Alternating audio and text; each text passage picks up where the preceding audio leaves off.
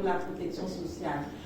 Si vous voyez les institutions, la Banque mondiale a sa définition de la protection sociale, le Fonds, FMI, l'OMS, l'Organisation internationale de la protection du travail, l'UNICEF, chacun d'entre eux a sa définition de la protection sociale. C'est la première définition unifiée qui existe au niveau de l'Afrique et sur laquelle tout le monde s'est entendu. Ça a pris plus de 6 ans pour arriver là, à la sécurité sociale.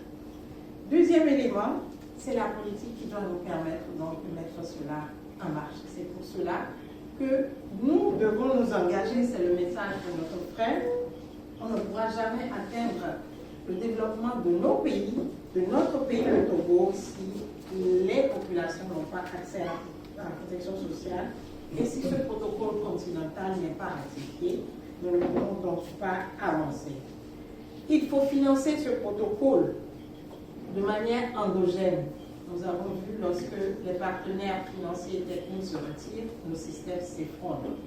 Dans ce protocole, les États ont été invités à trouver des moyens endogènes. Cela veut dire que nous devons maintenant regarder et lire nos budgets à la loupe de la protection sociale et les rendre sensibles à la protection sociale. Nous sommes invités à cela. Et ce protocole que les gouvernements ont voulu de leur propre gré, les invite à trouver les moyens pour financer les systèmes et les programmes de protection sociale de manière endogène. Et cela est possible. Nous avons les ressources. Il faut avoir juste des budgets opérationnels qui nous permettent de respecter les 15% qui ont été déjà retenus par nos États pour financer les systèmes de protection sociale. Et jusqu'à présent, aucun des États ne le respecte. Notre ami a fini en nous montrant qu'est-ce qui reste à faire. Il suffit que le Togo ratifie et que 14 autres pays ratifient ce protocole pour qu'il rentre en ligne de force. Depuis février 2022, ce protocole a été adopté, mais les États ne l'ont pas ratifié. Il nous faut ratifier. Notre pays est un pays de paix, nous l'avons toujours dit, et nous appelons tout le monde. Le Togo va être encore le modèle comme il a toujours fait. C'est pour cela que nous voulons compter sur chacun. Et c'est ce qu'il a dit.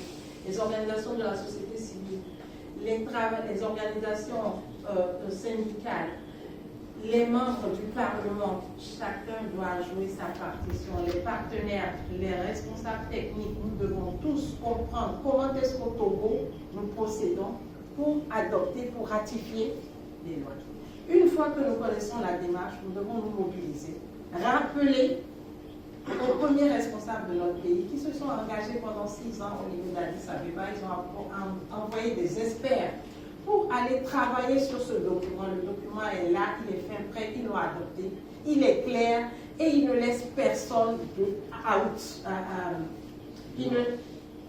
à l'écart. Il est inclusif, vous avez pu le voir, les femmes, les hommes, les jeunes, les personnes âgées, les handicapés, les acteurs de l'économie informelle.